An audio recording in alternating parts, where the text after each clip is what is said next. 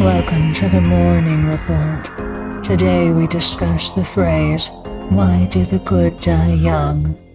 As mother of death, the answers are hard to convey through this mortal body we are currently possessing. But know this, 'tis most nuanced a discussion. We ask that you first imagine life as but three grand archetypes, that of the hero, the helper, and the hollow. When one perceives themselves as the hero of their story, they have an unshakable will, they have a purpose, they have a raison d'être, and wield it as a sword to cleave dream into reality.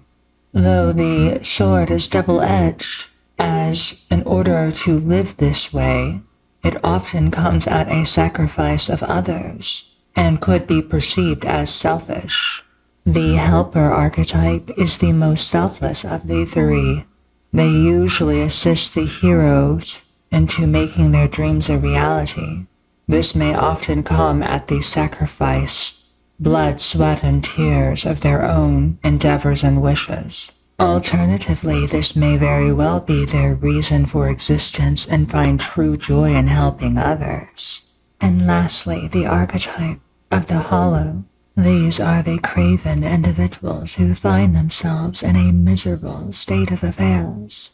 Do realize these are phasic archetypes. At some point in time you shall find yourself as all three. Each archetype has a relation to selfishness. What is more, negative aspects. You see, chaos and survival of the fittest dictates most things in this realm. So if someone spent most of their life in the helper archetype, admirable and fulfilling it may be, it flows against the current that is the selfishness of this world.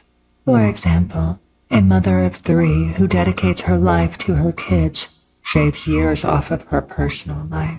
The Greeks had a phrase for this type of love called Agape, which they believed was the highest form of love, an unconditional love that was there for others. However, another turn of phrase for this type of love was sacrificial. Now let us turn to the darker aspects of these three archetypes. Continuing on the helper archetype, they may yet be using those with higher purpose. Parasitic and symbiotic relationships may fall under the helper category. Think to the sycophants who do well under corrupt leaders. Regarding the hollow archetype, these may well just be children who are a husk of potential. Yet the negative aspect of the hollow are those who seek no growth whatsoever in this life and only destruction. Now, onto the hero. Perception is everything. The hero may perceive their actions as just and righteous.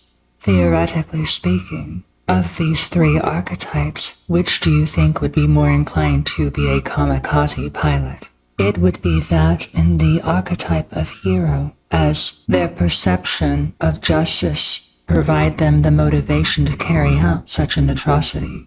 A wise human who reveled in thanatosophy, George Carlin once said, "Turns out sociopaths have a very high opinion of themselves." To recap, if life is a stage, the heroes are the players on the stage, the helpers are the stage production crew and viewers, and the hollow are typing messages at home how they hated the play that they never even watched. Additionally, you could relate the three archetypes to the phases of life: blossom, bloom, wither. Hollow, hero, helper. It is important that you do not underscore the relevance of chaos in life as it dictates most things. You may find yourself graduating and one of your classmates is killed in a car accident. And finally, regarding the question of why the good die young, consider this. We can see how such a reflection on the sorrows of existentialism may be warranted in your state. From time to time, grief and loss may yet be the most ardent foes. Alas, we find that those who make peace with us, death, live the most satisfying lives regardless of their longevity. In darkness may light be found, my death child.